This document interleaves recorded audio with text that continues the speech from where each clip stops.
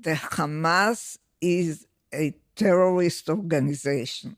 It is not a state. And the fact that the people of Gaza chose it by elections only makes it more difficult, because it means that the people of Gaza like what they get. Hi, I am Anita Shapira, an Israeli historian from Tel Aviv University, and this is 18 questions for 14 Israeli thinkers from 1840. From 1840, this is 18 Questions, 40 Israeli Thinkers, and I'm your host, Sreli Fruchter. 18 Questions, 40 Israeli Thinkers is a new podcast that interviews Israel's leading voices to explore those critical questions people are having today on Zionism, the Israel-Hamas war, democracy, morality, Judaism, peace, Israel's future, and so much more. Every week, we introduce you to fresh perspectives and challenging ideas about Israel from across the political spectrum that you won't find anywhere else. So if you're the kind of person who wants to learn, understand, and dive deeper into Israel, then join us on our journey as we pose 18 pressing questions to the 40 Israeli journalists, scholars, and religious thinkers you need to hear from today. Anita Shapira is a leading Israeli historian. I think of she and Benny Morris, or her and Benny Morris, whichever way the grammar goes, as academics in that elite, fundamental class of historians who shaped how we understand Israeli history today. For those of you who heard our interview with Benny Morris, which was the first of 18 Questions, 40 Israeli Thinkers, great. If you haven't heard it, I highly recommend you go listen to it. But in that intro, I described Benny Morris as part of this class of new historians. That is the group of historians who rose up in the 80s and were challenging the traditional or established narrative about Zionism, about Israel's founding, and were questioning a lot more based on new unlocked documents from the government. And there's a really, really fascinating history about the historians and their study of history at that time. The reason I mention that is because Anita Shapira was, to many, placed in the other category of quote-unquote old historians. That is, those who upheld the more classic notion of Israel's founding, of Zionism, and so on. And if I'm being a little bit too ambiguous, I'll just be super blunt about it. The new historians had a more leftist, revisionist view of Israeli history, questioning, was Israel born in sin? What happened in 1948? What's the real story of how Zionism developed and how the state has developed over the last few decades? Because again, this is taking place in the 80s. And the old historians were those who set that first narrative, about Zionism, about Israeli history, about Israel's wars. And so when the new historians were rising up and were gaining popularity and were gaining more notoriety, the old historians had their own set of critiques against their methodology, against the hostile views that they held towards Israel most of the time. But all of that is details for another time. That is just some relevant, interesting context. My interview with Anita Shapira, I say this a lot, but I really mean it. It really was one of my favorite interviews because she's not a historian who's locked away in her ivory tower. And I don't think that most Israelis are, because for them, their subject is their life. It's not as if they're in this super large country and you can study things abstractly and it doesn't actually affect your personal life.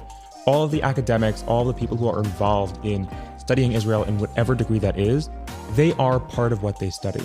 And I really got that sense of her during our interview, that she is so deeply connected and affected by what's happening in Israel. And it's not just, again, some abstract historical subject for her.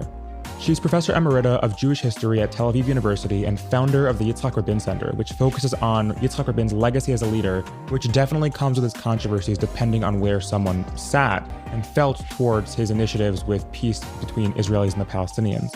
The center also focuses on having a commitment to Israeli society and unifying the Jewish people, which to them is especially relevant given the fact that Yitzhak Rabin's death came about from an assassination by an Israeli.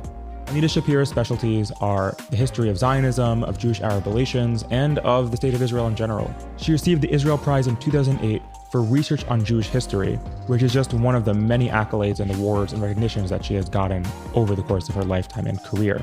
One of the things that I actually forgot until after the interview, and we were just schmoozing afterward, which that really should be recorded because that post-interview schmooze is just golden, is that she leads the Yale Jewish Lives series, which is excellent and I absolutely love it. For those who are unfamiliar, Yale University Press has a series called Jewish Lives, which collects some of the leading experts in different Jewish figures, religious, political, Israeli, non-Israeli, spanning a wide variety. We're talking Moshe Rabbeinu, we're talking Rambam, we're talking Freud, we're talking Rav Kook, we're talking Ben Gurion, we're talking Golda Meir.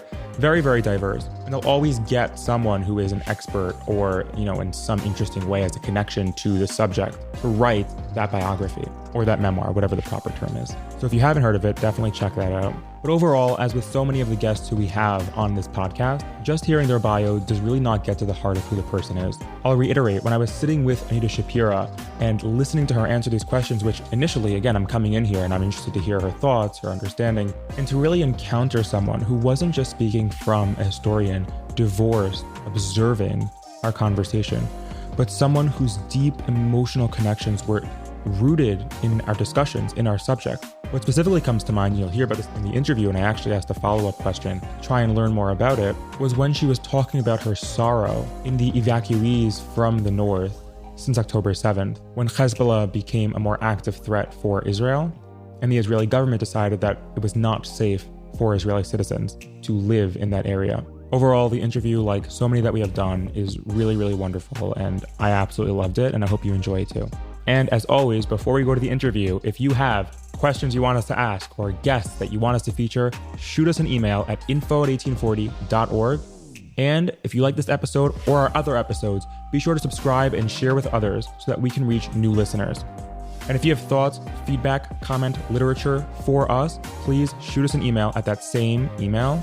And the same goes if you're interested in sponsoring and supporting our work. But without further ado, here is 18 Questions with Anita Shapira. As an Israeli and as a Jew, how are you feeling at this moment in Israeli history? I'm trying not to feel desperate, but I feel that this is the most difficult moment in Israeli history since the establishment of the state.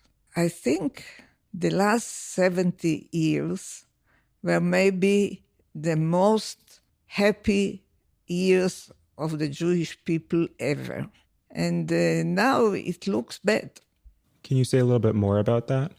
We feel that we are in war after an attack, a vicious attack, and we are governed by a government that doesn't understand what it should do, or it doesn't want to do what it should do, and it's driving the people to desperation.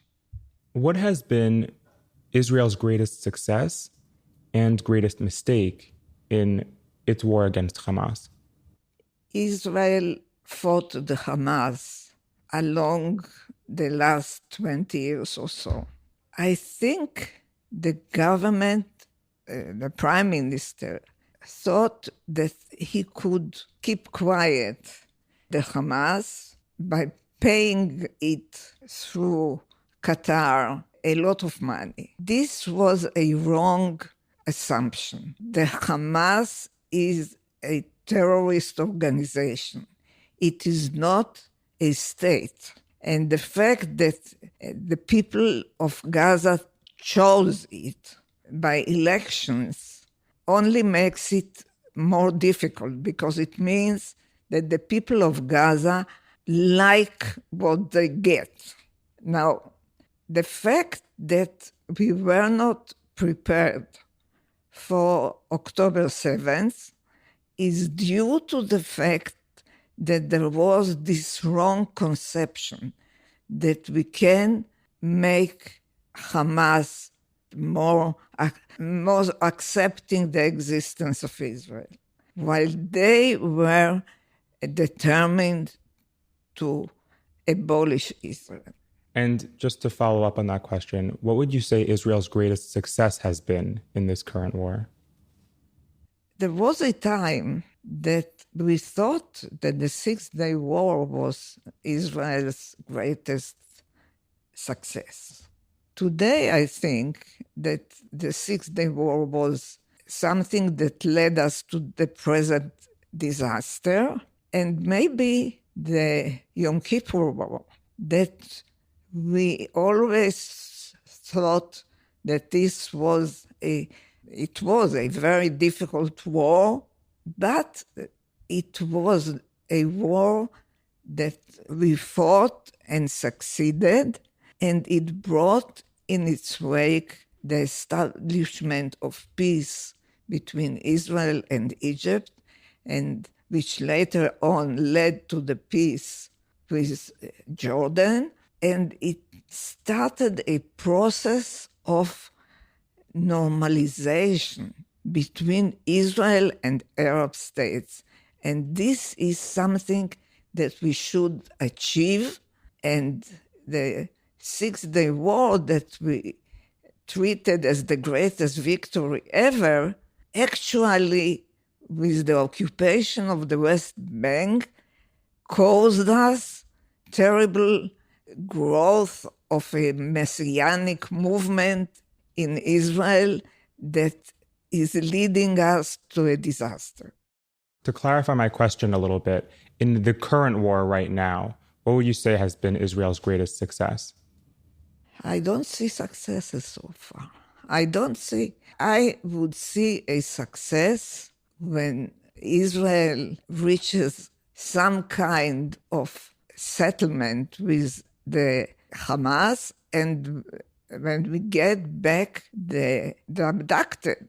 And this would be the greatest success. You cannot whip out the Hamas. The Hamas is an idea, it's an ideology, but we can make the settlements on the border more safe, and we can get back our citizens that were abducted by Hamas. How do you think Hamas views the outcome and aftermath of October 7th?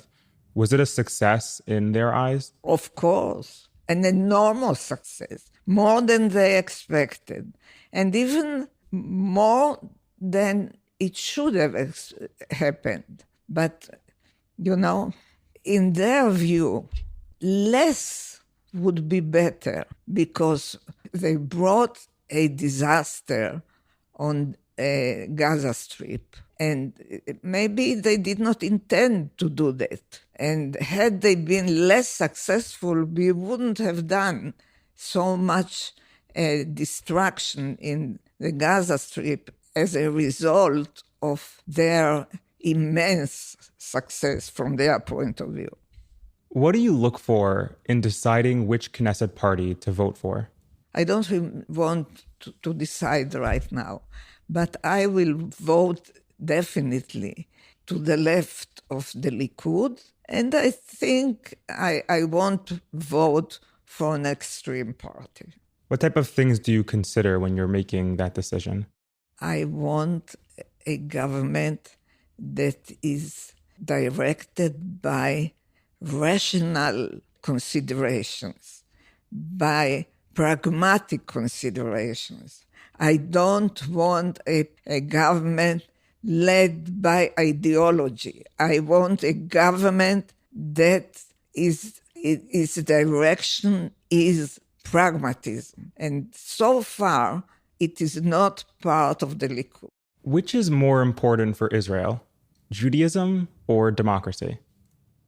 Why should we point differentiation between the two? According to some interpretation of Judaism, Judaism is also supportive of democracy. So I would not present both as one against the other. I would try to find the middle road that was always part of Israeli policy and part of Zionism from the very beginning. From the very beginning of Zionism, there was a party of religious Zionism within the Zionist movement. And it was okay. It was part of our life. Today, what we see is a growing aggressiveness on the part of Messianic Judaism. And they believe that they can rule the country and they can rule the non-Jews. And I think that this goes against the grain of Judaism as we understood it all the time. And in my view, it's a tragedy. Is there anything miraculous about Israeli history? Of course. The very existence of the State of Israel is a miracle. And, I discussed the matter with a scholar in the United States, and he said, Israel is so special that it cannot perish. Well, I hope he's right. What do you mean by that? What do I mean by that? Today, we are facing an existential struggle. And we are facing it while we are divided, while we are incapable of taking rational decisions because of a minority that is governing the prime minister.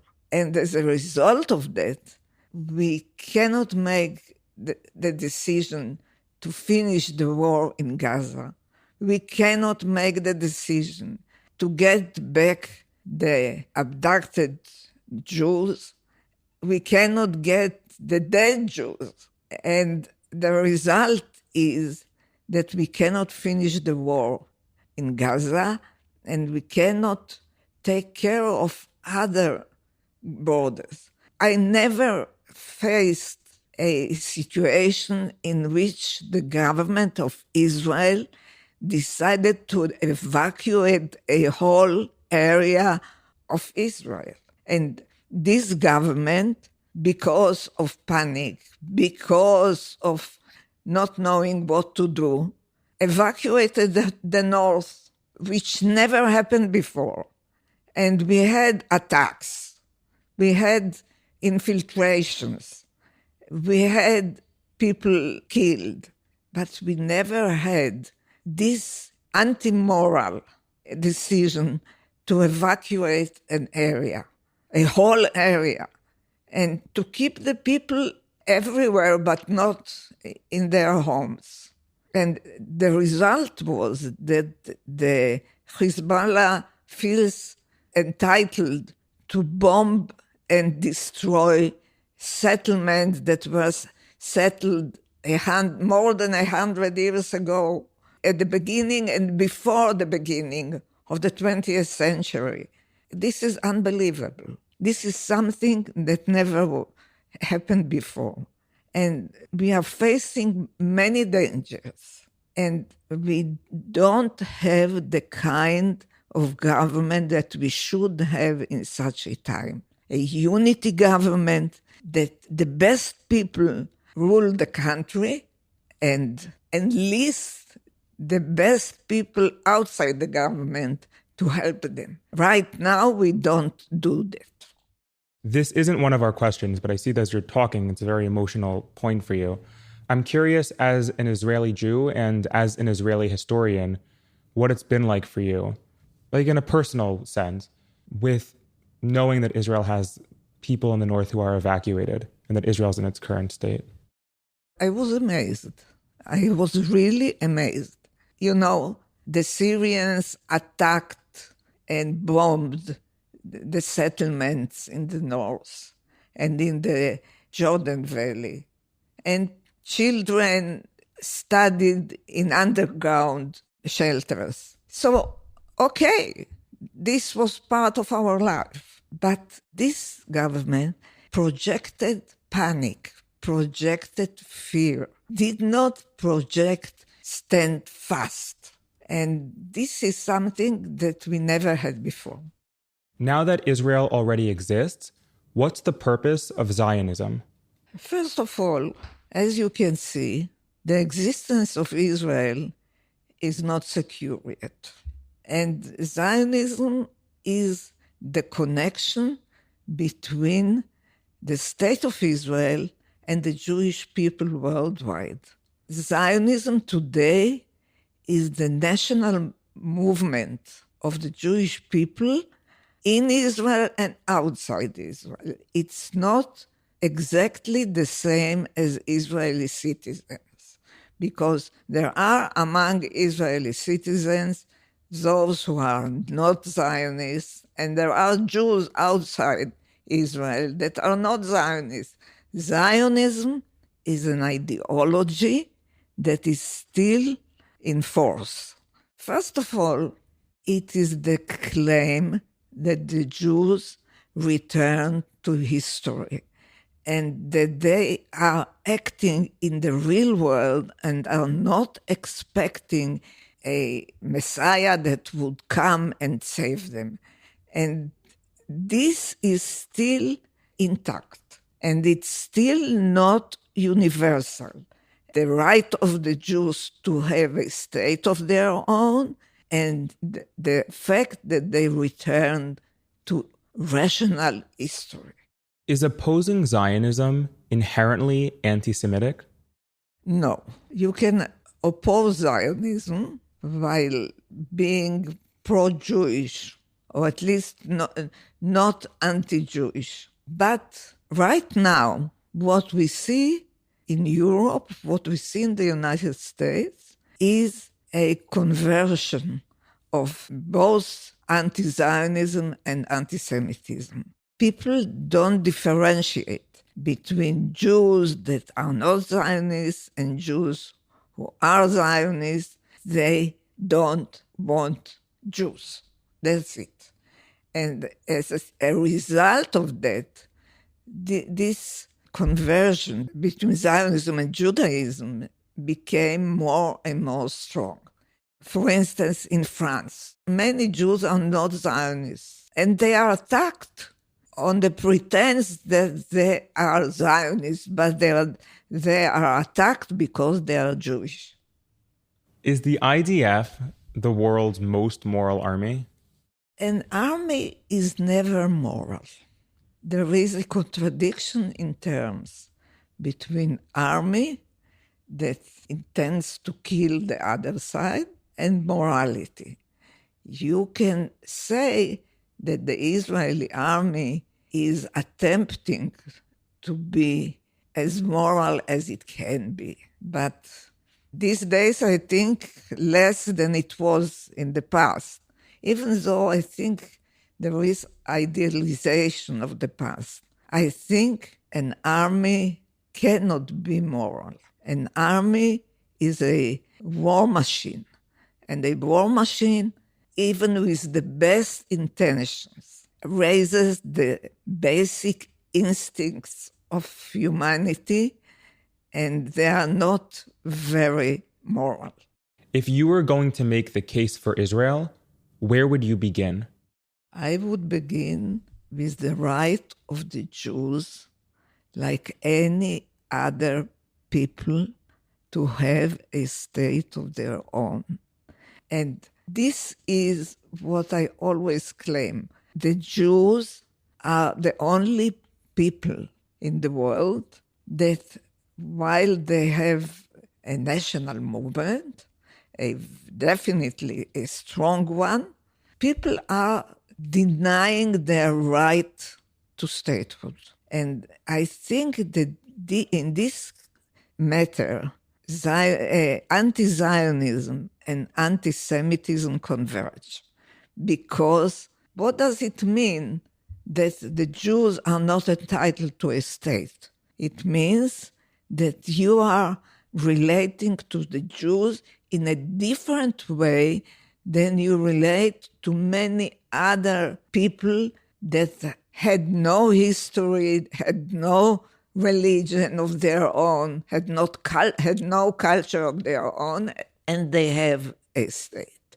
So Jews are entitled, like any other people, to a state of their own, and those who deny this right are anti-Semites. Can questioning the actions of Israel's government and army, even in the context of the current war, be a valid form of love and patriotism? I don't like the mixing of our evaluation of the army and our evaluation of the government. The government is a political machine that has interests that not necessarily coincide with Israeli interests. while the army, as far as I understand its acting, is definitely patriotic and directed by people that the good of the country is in front of them. What do you think is the most legitimate criticism leveled against Israel today? I have a problem with criticism against Israel these days because the whole war in Gaza is the result of us being attacked brutally by the Hamas. So when you are attacked and you have to respond, you cannot act according to a moral quid pro quo. Yes, we killed more than they killed, but I don't see how we could manage the war without at least trying to obliterate the Hamas. We want the people who were living in the, what we call Otef Aza. The Gaza Strip. Yes, we want them to go back to live in their homes. And this cannot be done unless we succeed in repelling the Hamas. And what can you do if a war is being conducted with a state that is above ground, beneath ground, tunnels? What can you do? What can you do about it? It is immoral, by definition, to fight civilians.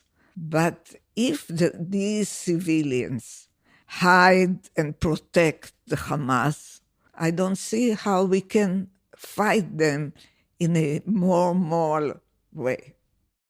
Do you think peace between Israelis and Palestinians will happen within your lifetime? I am too old for that. I hope it will happen within the lifetime of my grandchildren. Do you think it will? Eventually it will. It must happen because these are two people that fight for the same piece of land. And we have to find a way to live together. It is not written in the stars that there must be always a war between Israeli and Palestinians. I think they also wish to have a quiet life. And most of the people in the West Bank indeed wish to have a peaceful arrangement. What can I say? I believe in the depths of my heart that this is possible. I don't know how to do that. That's why I am not in politics. But I am sure that it will eventually happen. Not in my lifetime. I don't even know if in the lifetime of my children, but I definitely believe that it will happen in the lifetime of my grandchildren. Look, there was hundreds of years of war between France and England, hundreds of years of war between France and Germany.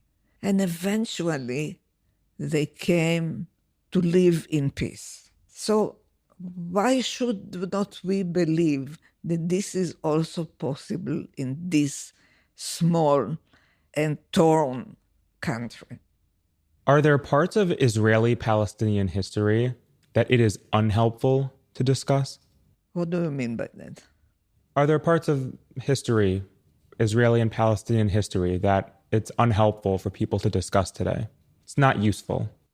Look, I think that during the period until 1970, Israelis tried to lower the flames of animosity between Jews and Arabs. And there was a policy not to talk about massacres on the one hand, on the Jewish side, and on the Arab side. Education tried to lead to peace. This is not what is being done today. And I think that today there is an inclination to raise the flames of hatred on both sides. I believe that this could be changed. And it depends on governments. It depends on the will of people. We forget how happy we were at the time of the Oslo agreements, how we believe that this is the most important thing that's happening. One of the leaders that was not involved in the negotiation told me, these are the most important days since 1948. And it did not work out. Part of it because they did not reach an agreement with Arafat. And Arafat decided that it's time to go to again to aggression. But there could have been a different kind of decision. There could have been a decision to take the opportunity to reach peace. And since then, every time that we have a prime minister that shows signs of moderation, of a willingness to come to some sort of agreement, God is against it, because one prime minister dies, the other goes to jail for fraud. Yes. So it did not work out, but it means that potentially there could come a moment in which on both sides there is the will to peace.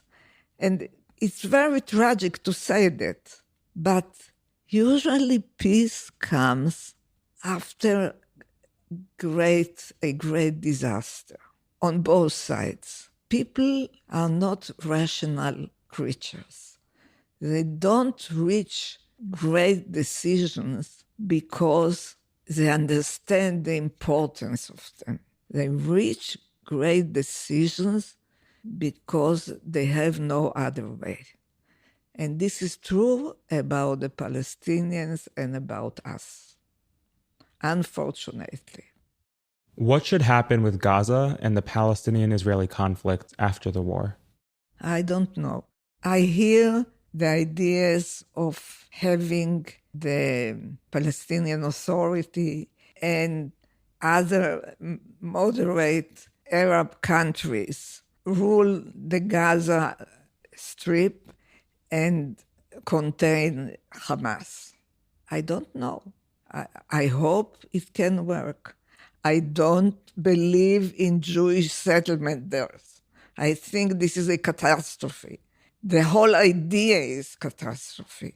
I want to remind us, Ben-Gurion's law in 1949, that we have enough territory. We need more Jews. And this is the main thing. So we have enough Jews today, and we have enough territory. So why should we demand more territory? Is this what's going to make us a better country? Of course not. This would only raise hatred. What's something that you were wrong about in your views of history? I never believed that Israeli democracy is in danger. And what happened in the last few years is that democracy was put in danger, in jeopardy. I believed that our country and our leadership are rational people, patriotic people. And today, my belief was shattered. We are run by a government that doesn't care about the good of the people. And this is, for me, terrible. You know, I don't know if you know, I was born in the Warsaw Ghetto. And I came with my adopting parents to Palestine in 1947. For us, the establishment of the state was a great miracle, really a miracle. And this was, raising from the ashes. And today, I don't know where we are going. I really don't know where we are going. And this is a great disappointment, because I thought that this state is too precious to play with its future. Where do you identify on Israel's political and religious spectrum? And do you have friends on the quote-unquote other side? Well, I am part of the secular sector. I have friends on the other side, but not people that are extremists, not messianists. I am friends with religious people that believe in democracy, that believe in equality, and don't believe in building the temple, etc., etc. What's a book you think everyone needs to read about Israel? Well, I wrote a few books. I was just thinking about it. My general book is called Israel History. And this is a book that is quite popular among college students, etc. But I wrote also other books. I wrote a book called Land and Power, in which I related to the question that how come Jews who were a peaceful people that did not use force, how come that we have today an army, etc., etc. And the answer was that Jews understood that in order to survive in the modern world, they need to have a state of their own. The aggression that we saw after we have the power was something that surprised the Jews themselves. And I always mention the famous story of the Hakuzari, that the rabbi or the Jewish wise man talked with the king of the Kuzarim and told him the Jews are very moral people. They don't shed blood. They are honest, etc., etc. And it's especially that they are not aggressive. And the Kuzari answered, this you are because you are like that because you are weak. When you become strong, you won't be different from other people. And I always remember this little story that was written in the 12th century. And I think that apparently, in order to be a sovereign state, you have to use power. And you have to take decisions that are not always moral. Jews in the diaspora, without power, did not have to take this kind of decisions. But then it ended with Auschwitz. And after Auschwitz, we had no alternative but to be capable of using power. That's actually a very interesting point. Can you talk a little bit more about that? The need for power at times that sometimes may be difficult for our moral sensibilities? Yes. When did we start the idea of using power?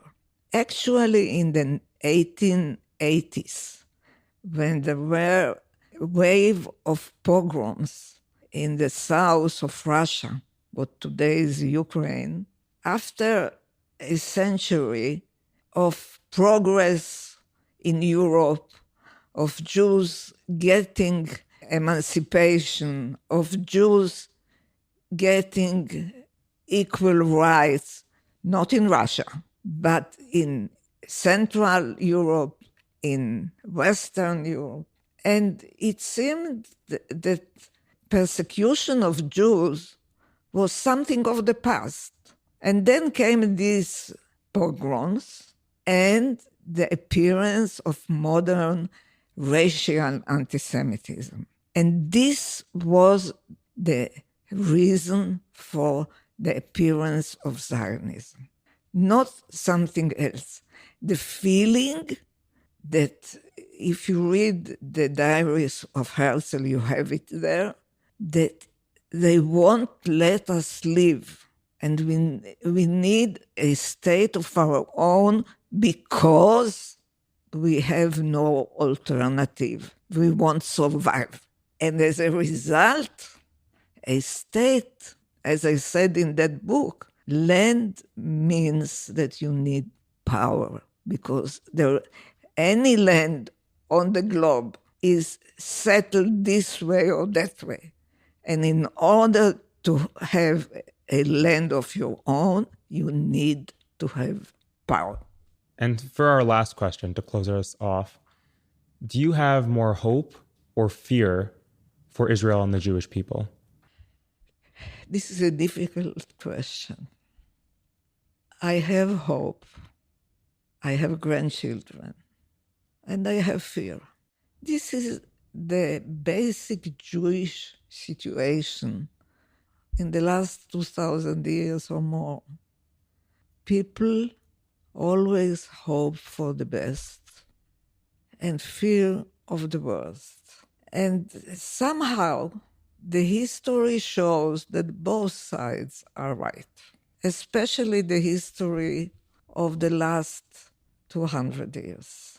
And I don't think it would change. Today you see a new growth of anti-Semitism, even though we have a state and it's powerful. It still is in danger, and the Jewish people are in danger. On the other hand, we do hope that this is a temporal period and this would pass in time. To tell you that I'm sure that the Jewish people would survive forever after, no, I'm not sure.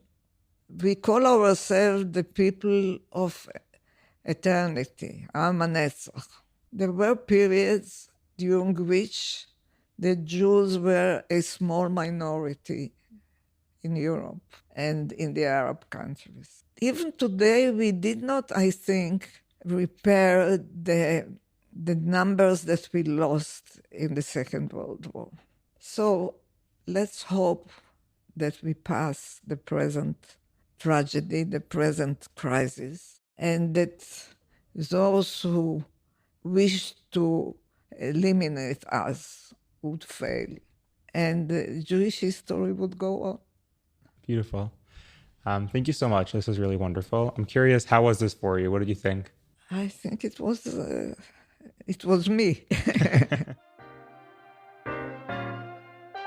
Anita Shapira is just such a wonderful person.